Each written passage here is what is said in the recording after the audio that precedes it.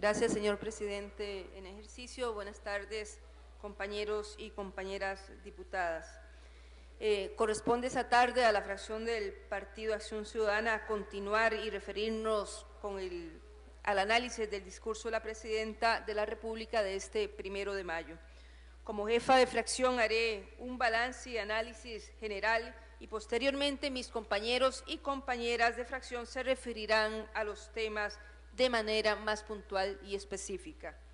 Escuchamos el pasado 1 de mayo de la Presidenta un discurso que reafirma lo que las y los costarricenses expresan sistemáticamente en las encuestas y en la calle. Este es un gobierno sin rumbo, sin liderazgo y sin firmeza. En su discurso no hay tal rendición de cuentas ni un análisis del estado de la nación. La Presidenta se ha limitado a mostrar logros dispersos sin plantear hacia dónde nos dirigimos como nación. En su discurso también hay graves y lamentables omisiones. Me refiero fundamentalmente al tema de los derechos humanos, las poblaciones históricamente excluidas, el tema de la corrupción y ni qué decir de la agenda de y para las mujeres. El informe de la Presidenta es un informe lleno de vacíos. No leímos una referencia sólida y firme a las crecientes y preocupantes denuncias de corrupción. Es un informe que trata de juntar 3 años de gobierno para poder plantear algunos logros aislados. Es un informe que habla de algunos errores, pero que no hace autocrítica verdadera sobre lo que no ha caminado durante su gestión, como debe ser un verdadero mensaje para un 1 de mayo. Y es que este gobierno ha tenido un problema de origen, es la falta de conducción y de visión política. En su visión del gobierno, la Presidenta ha actuado con una visión simplista y limitada de la política que ha contribuido a profundizar las causas estructurales de la desigualdad social, generando mayor descontento social, desesperanza y polarización de nuestra sociedad. En este marco, compañeras diputadas, compañeros diputados, pueblo de Costa Rica, considero graves al menos 3 errores de este gobierno y de la gestión de la Presidenta de la República.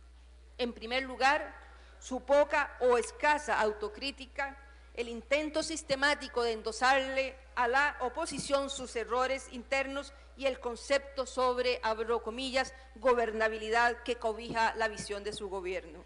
En su alocución, la Presidenta hace un llamado a los jefes de fracción de la Asamblea Legislativa a identificar con transparencia las acciones, dice la Presidenta, que se requieran para fortalecer nuestra nación. Otro discurso recurrente.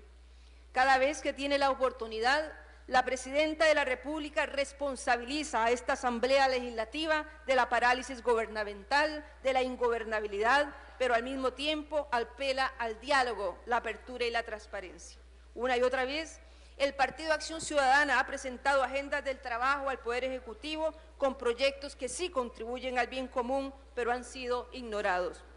La Presidenta una y otra vez ha invisibilizado a la oposición democrática y a cambio de ello su respuesta fue proponer una comisión de notables que construyera recomendaciones a su medida y resolver aparentemente los problemas de gobernabilidad.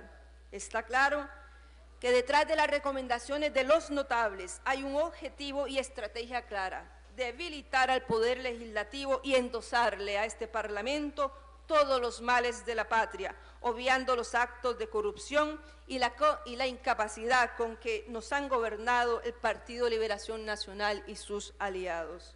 Es lamentable que este gobierno siga siendo limitados acuerdos para la dirección de esta Asamblea Legislativa. Digámoslo de manera clara y sincera, con estos pactos no hay ninguna intención de contribuir a la gobernabilidad del país ni al bien común. Acá la única motivación han sido los puestos y una agenda conservadora que atenta a los más altos intereses de la nación. Señora Presidenta, usted debería saber que la política se expresa en el diálogo, la negociación y en la búsqueda de acuerdos conducentes a mejorar la calidad de vida de las y los habitantes y por ende, señora Presidenta, que la política es la compleja tarea de ampliar y materializar también los derechos humanos para todas las personas sin exclusiones. Le recuerdo que usted está en la obligación constitucional y ética de gobernar para incluir en los mismos derechos también a poblaciones que han sido históricamente excluidas. La gobernabilidad no puede concebirse como el afán de una mayoría de imponer su visión del desarrollo sobre el resto, sin importar los medios y los costos de esa imposición, pero tampoco puede concebirse como sinónimo de rapidez en la toma de decisiones. A todas luces, tal ingobernabilidad no es tal. Lo que hace falta es la búsqueda de acuerdos, el diálogo transparente y la negociación con el objetivo de que el país avance en mayores derechos al servicio del bien común y no a favor de una élite que sigue beneficiándose de esa manera de hacer política. Compañeras y compañeros, el discurso de la ingobernabilidad no es algo nuevo. Surgió para legitimar prácticas dictatoriales y represivas, limitar la democracia y la participación amplia de la ciudadanía en los asuntos políticos. La mención de la presidenta a las recomendaciones de los notables contiene claras omisiones. Por ejemplo, el tema de la ética no aparece por ninguna parte, mientras que corrupción solo se menciona 5 veces. Para los notables, la corrupción atañe al funcionamiento del Estado, es decir, no hay factores externos como, por ejemplo, políticos, organizaciones o empresarios corruptos. El entramado o diseño institucional es responsable de la corrupción y el debilitamiento de la vida democrática. Según palabras de la presidenta, el diseño institucional mal concebido propicia la corrupción. Entonces, según estas palabras, ¿es el sistema acaso quien corrompe a los funcionarios y esto justifica esta reforma del Estado? Hoy sabemos que la corrupción es de carne y hueso y que combatirla pasa por excluir a esos funcionarios de la función pública y no por un discurso antiinstitucional o antiestado. Para los notables, la gobernabilidad pasa por reducir el Estado y limitar sus funciones. A todo lo anterior se suma una larga lista de denuncias y supuestas irregularidades que atañen de forma directa o indirecta a la administración Chinchilla Miranda y sobre las cuales la mandataria ha guardado silencio o ha sido permisiva o ha actuado con desidia. La impunidad por responsabilidad política de altos funcionarios en el caso de la Trocha o en el caso de la consultora Procesos, en el affair Lieberman-Garnier, son claros ejemplos de esa poca firmeza en el tema de la corrupción. Gobernabilidad para este gobierno es que aquí no haya oposición, es que aquí todo pase rápido, sin discusión, en un intento por profundizar las reformas privatizadoras y debilitar al Estado social y democrático de derecho. Si esta asamblea es multipartidista, hay que entender que la gobernabilidad pasa por aceptar esa realidad y por buscar diálogo multipartidista, por buscar formas de consensuar que todos los actores sociales, no solo con los que estamos aquí representados, sino con los diversos sectores de la sociedad costarricense. En segundo lugar, otro de los errores graves del gobierno de la presidenta Chinchilla es la incapacidad para combatir la pobreza y la desigualdad social. Hay una clara insostenibilidad del modelo de desarrollo y estilo de crecimiento que la presidenta ha impulsado como un continuismo con el modelo de los últimos 20 años.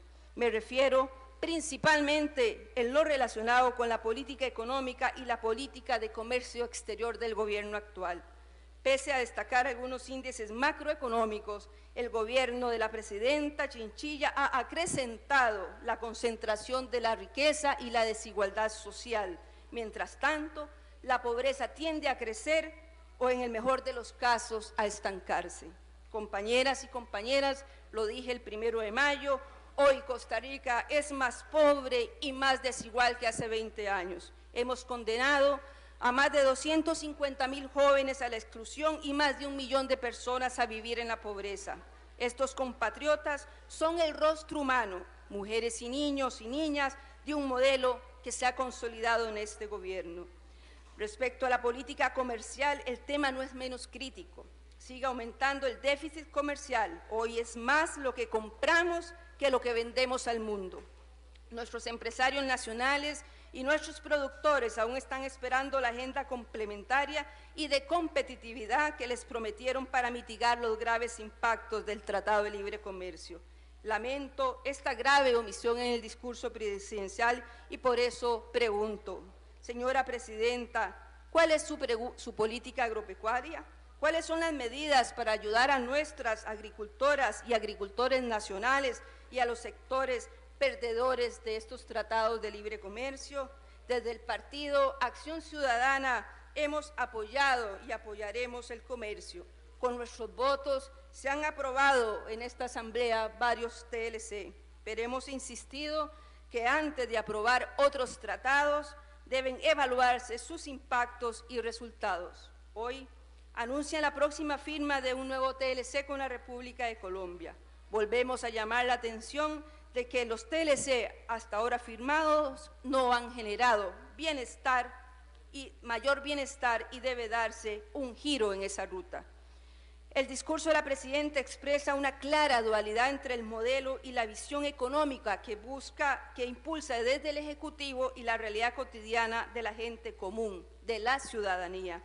Hay una diferencia abismal entre lo que expone la señora Presidenta y lo que se ve todos los días en las calles, lo que palpa, lo que siente la gente. Por eso pregunto, ¿en cuál país vive la Presidenta de la República? ¿Será que vive en el país más feliz del mundo? Más allá de los esfuerzos aislados en política social, como las redes de cuidado, que además de fortalecerse, apoyamos porque son una excelente iniciativa, la reducción de la pobreza está estancada. Este es un modelo de crecimiento que ha demostrado en los resultados destruir más empleo del que genera. Una parte de esa dinámica tiene que ver con el desajuste de demanda y oferta, pero otra parte tiene que ver con la inversión extranjera y la apertura con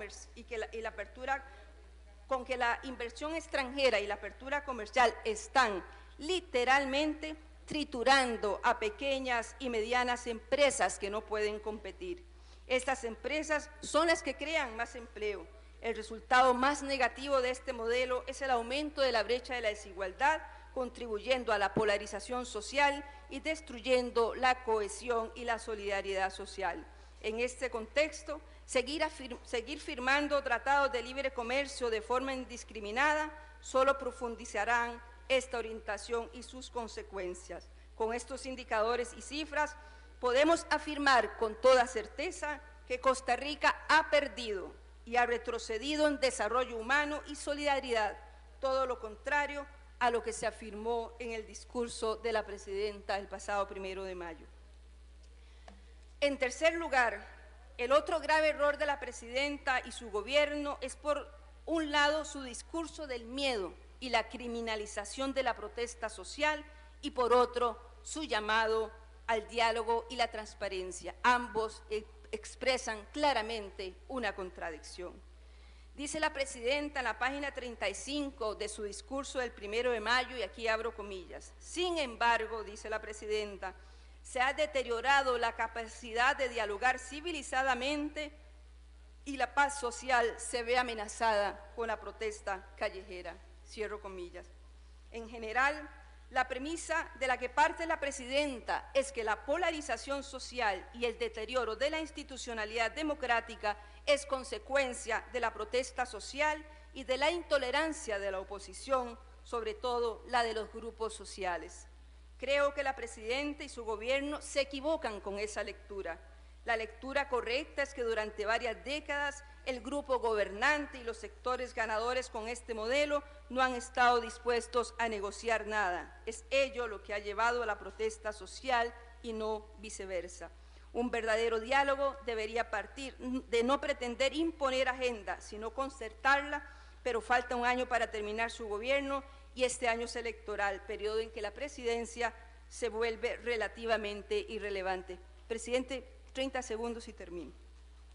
Este llamado entonces confirma que el pésimo manejo del tiempo político que ha tenido la Presidenta Chinchilla, este llamado entonces confirma el pésimo manejo del tiempo político que ha tenido la Presidenta Chinchilla a lo largo de su gobierno. Esta invitación debió realizarse a inicios de gestión y no en el último año. Su llamado a la transparencia es poco creíble. Para que lo fuera, los responsables de los actos de corrupción deberían ser encontrados y sancionados, lo cual no ha ocurrido. Así las cosas, su llamado es un canto de sirenas de palabras vacías. Sin embargo, aunque es tardía la propuesta del diálogo, esta fracción, la fracción del Partido de Acción Ciudadana, está dispuesta a aceptar la propuesta y avanzar en la agenda país. Muchas gracias.